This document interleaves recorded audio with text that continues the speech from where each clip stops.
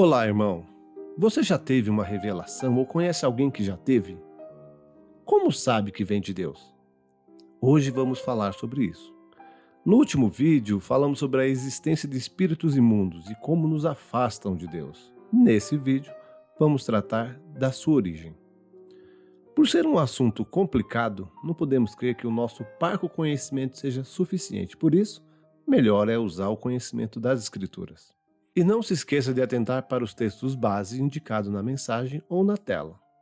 Agora, vamos à reflexão. Primeiramente, devemos saber que os espíritos não vivem da mesma forma como nós. Eles estão aqui, no meio de nós, mas não vivem como nós. Ocorre que os nossos olhos estão fechados para vê-los, o que é uma bênção. Imaginem o sofrimento nosso se pudéssemos vê-los. Contudo, embora não os vejamos e não viverem como nós, eles dependem de nossa existência. Por isso, querem se relacionar com a gente. E é por esse relacionamento que percebemos que há tanto espíritos bons quanto os maus. Os que servem a Deus são bons, porque servem a um Deus amoroso e que não se cansa de querer nos salvar. Então, obrigatoriamente são bons. Quem já presenciou a ação desses espíritos maus percebe que estão muito mais preocupados com suas próprias necessidades. Mas, por precisar dos homens para isso, mentem para ele e os convencem a atender suas necessidades, quando eles não são obrigados a isso. No fim, essas pessoas acabam se distanciando de Deus para dar culto a esses espíritos e atender suas vontades. E fazem isso porque recebem muitas promessas, que logicamente não são cumpridas. Mas, mesmo assim, essas pessoas se sentem protegidas e satisfeitas. No fim, nada têm, são apenas escravos das vontades espirituais. Deus não fez o ser humano para servir a esses espíritos, mas o contrário. Deus fez os espíritos para servir na salvação do homem. Em Hebreus 1,14 é dito que os anjos são espíritos enviados para servir aqueles que hão de herdar a salvação. Mas não se engane. Embora trabalhem para a nossa salvação, eles também não nos servem. O que nos confunde é o fato de, mesmo quando abandonam Deus, esses espíritos não perdem seus poderes. Algumas pessoas são enganadas porque acreditam que se o espírito tem poder, é porque serve a Deus. E isso não é verdade. Por isso que em Apocalipse 16,14 é dito que são espíritos maus que fazem milagres. Tanto é verdade que em Apocalipse, quando João recebe a visita de um anjo e pensa que deveria dar culto a ele, o próprio anjo não permite, dizendo: "Eu sou igual a você, não pode me dar culto."